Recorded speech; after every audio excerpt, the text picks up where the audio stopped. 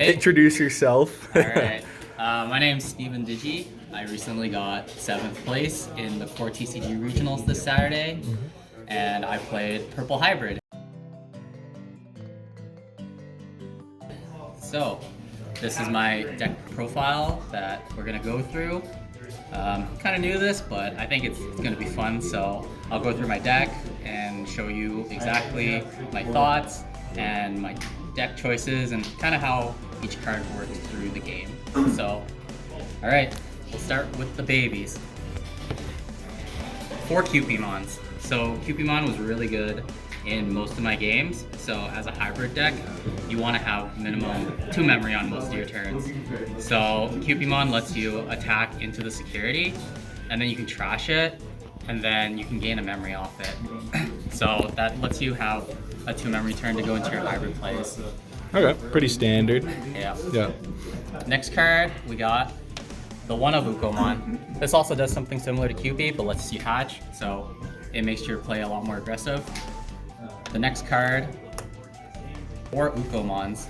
This card was the playmaker for the whole day. So basically turn 1, you want to go into this guy every single time you go first, so that you can push out.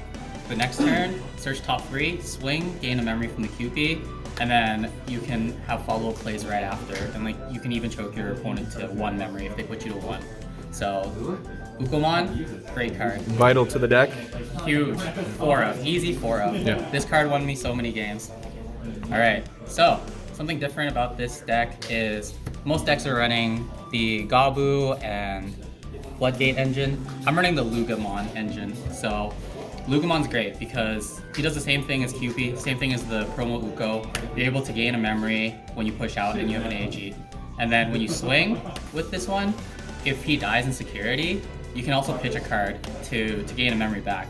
So you could pretty much start your turn 2 with 3 memory. So pretty good. How did it affect the most of the matchups and games and stuff? So Lugamon combos really well with Louis.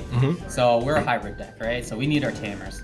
So the great thing about Lugamon is I'm able to just push out Lugamon and then tuck an AG underneath. And then, like if I choose not to swing with Lugamon, let's say I know that Lugamon's gonna live a turn. Yep. I won't swing with him, and I'll just unmind link the AG. So then I'm guaranteed a tamer, and all I paid for the tamer was just to evo in the back and push out. So that gave me a lot of tempo, and playing out tamers for free, always good. Yep. Maybe show the AG that you play with it. Oh yeah. All right. So the AGs that I use here, I use 2 of the Code Cracker Fangs, and then 2 of the regular AGs. So I went with a 2-and-2 ratio. I know I saw some lists running 3-and-2, but I thought 2-and-2 was fine, just because you don't want to see too many AGs. You still want to see your Koichis and your other tamers, because when you go into your hybrids, it's still a 3-cost evolution. So I like this one because it's a mem setter, but I also like running this one because let's say you have both out, you can set to 4 memory with this one if they have a Digimon. Yeah. So overall, yeah, having 2-and-2 I think is good. You can get the mem gain from, you can go set to 3 with the Code Cracker Fang, and then you can go and get extra memory from the regular AG. Perfect. All right, on to our level 4s. So I run 4 of the Loemon. Loemon, great card.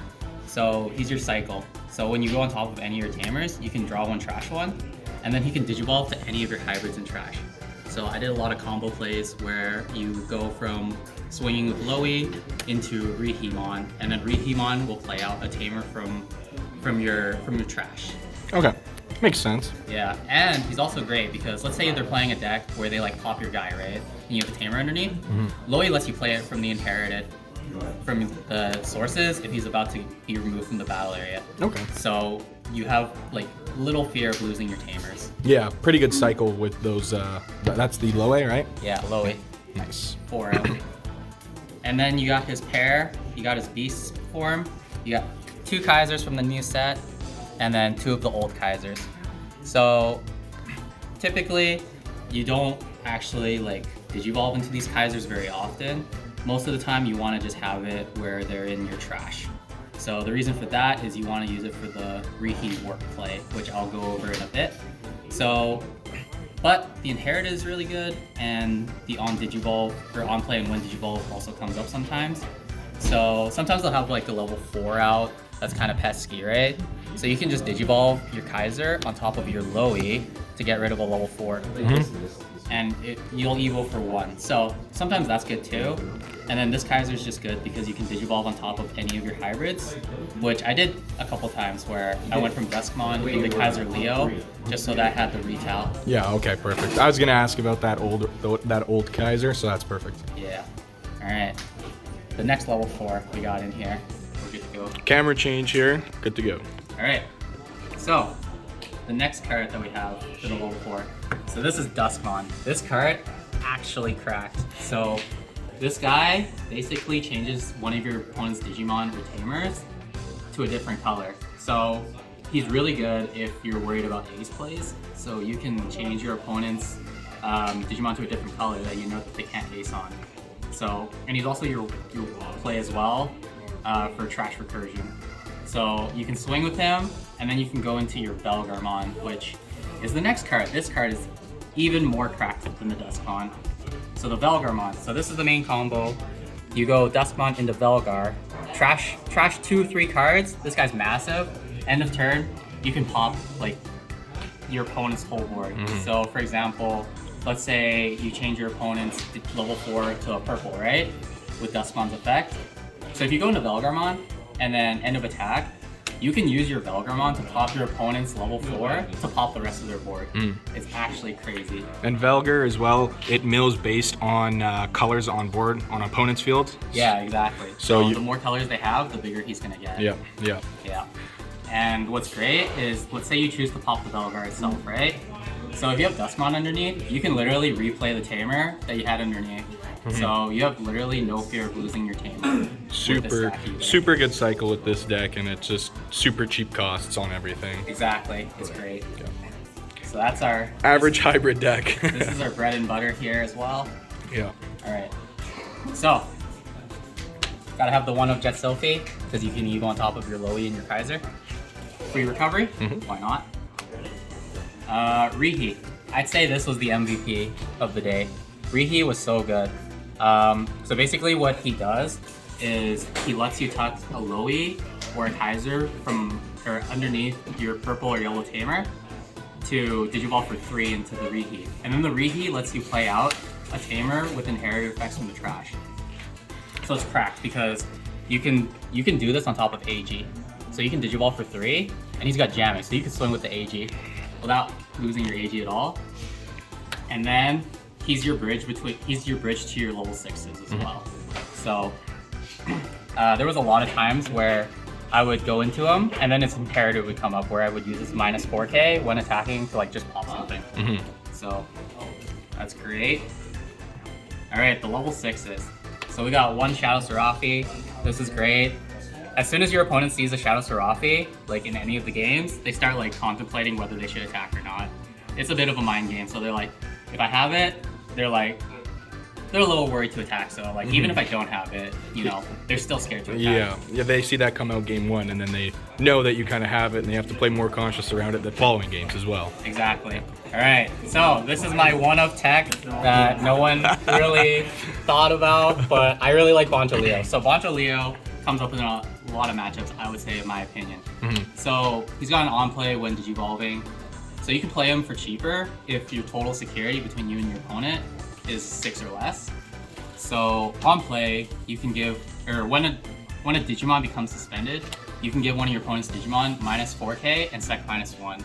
And this is all turns, by the way. So that's a pretty, kind of a nice little meta tech there for the Imperial Digimons. Yeah. Did it come up like as clutch in any other games? Yeah, so there was some games where, you know, my opponent would do like quite a few checks the next turn. Like they could probably go for OTK. I could hard play the Boncho Leo, give their stack sec minus 1, and no matter how many times they unsuspend and attack, they're not going to do any security checks. And this also saved me a couple times from getting lethal. Oh, awesome. Yeah. All right. So the next level 6 that I got, this was also the MVP of the day. This is basically your Blitz Omni for game. Because you can attack with the Rihi stack, which has jamming, and then you can go into this guy, which you can do overclock to pop your token. you basically swing into your opponent for game.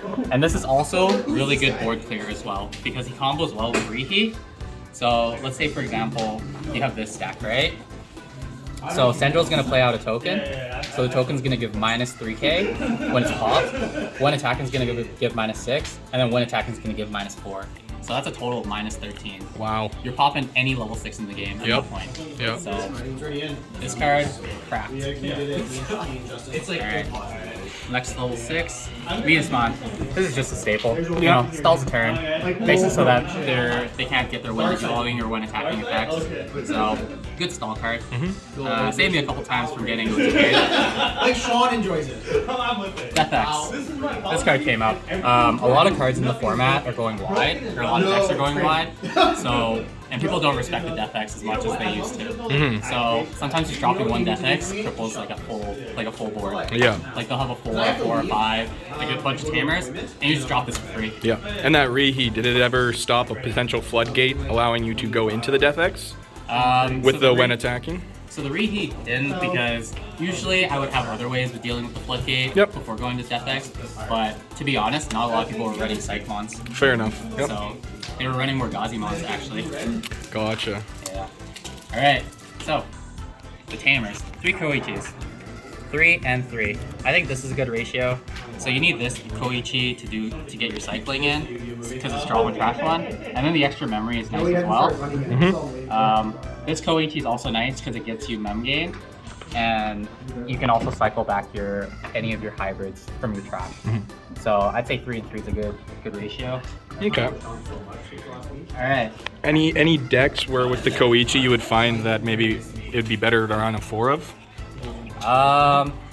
Maybe not decks in particular. I feel like maybe I could run one more Koichi because I'm running QP-mons. So most decks that I'm finding with purple hybrid, they're running Demi-Meramon, so they get the trash one, draw one trash one from the rookie, right? So I have to rely on some cycle from this one.